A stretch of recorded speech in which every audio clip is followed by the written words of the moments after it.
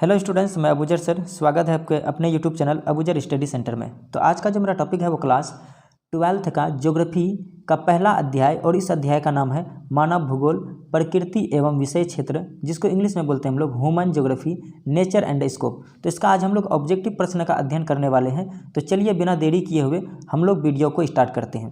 तो इसमें से जो पहला ऑब्जेक्टिव प्रश्न है वो है, पहला प्रश्न जो है वो है, मानव भूगोल क्रियाशील मानव और अस्थायी पृथ्वी के परिवर्तनशील संबंधों का अध्ययन है, यह किसने कहा।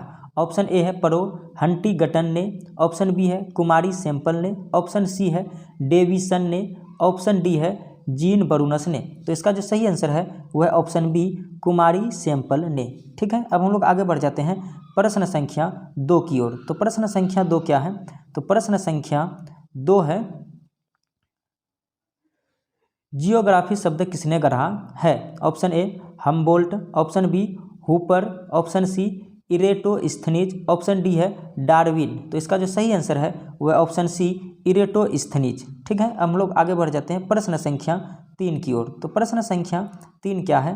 तो प्रश्न संख्या 3 है, संभववाद शब्द का प्रयोग सर्वप्रथम किस फ्रांसीसी विद्वानों ने किया। Option A Vidal de Blache, option B Lucien Febvre, option C है फ्रांसीसी बेकन, ऑप्शन डी है जीन बरूनस। तो इसका जो सही आंसर है वह ऑप्शन बी ल्यूसियन फेब्रे। ठीक है, अब हम लोग आगे बढ़ जाते हैं प्रश्न संख्या 4 की ओर। तो प्रश्न संख्या 4 क्या है? तो प्रश्न संख्या 4 है, संभववाद अवधारणा में किस घटक को महत्वपूर्ण माना गया है। ऑप्शन ए प्राकृतिक घटक, ऑप्शन बी है मानवीय घटक, ऑप्शन सी है ए एवं बी दोनों, और ऑप्शन डी है इनमें से कोई नहीं। तो इसका जो सही आंसर है वह ऑप्शन बी मानवीय घटक। ठीक है, अब हम लोग आगे बढ़ते हैं प्रश्न संख्या 5 की ओर। तो प्रश्न संख्या 5 क्या है? तो प्रश्न संख्या 5 है, आधुनिक मानव भूगोल के जनक है।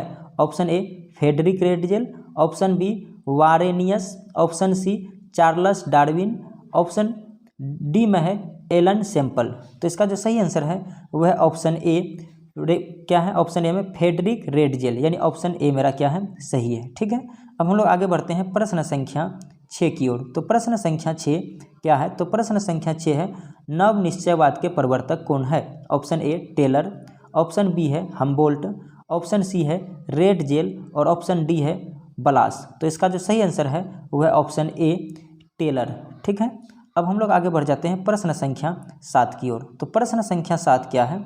तो प्रश्न संख्या 7 है, नियतिवाद क्या है? नियतिवाद के विचारक कौन थे। ऑप्शन ए एंट, option B Humboldt, option C है रीटर, और ऑप्शन डी है इनमें से सभी। तो इसका जो सही आंसर है वह ऑप्शन डी इनमें से सभी। ठीक है, अब हम लोग आगे बढ़ते हैं प्रश्न संख्या 8 की ओर। तो प्रश्न संख्या 8 क्या है? तो प्रश्न संख्या 8 है, एनजीओ के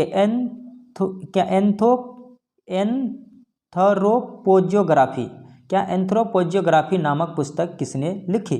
ऑप्शन ए है कुमारी एलन सैंपल, ऑप्शन बी है रेडजेल, और ऑप्शन सी है विडाल डी बलास, और ऑप्शन सी है डार्विन। तो इसका जो सही आंसर है वह ऑप्शन बी रेडजेल। ठीक है, उम्मीद करते हैं आपको वीडियो अच्छा लगा होगा। यदि वीडियो अच्छा लगे तो प्लीज़ वीडियो को लाइक करें और अपने दोस्तों में शेयर करें। धन्यवाद।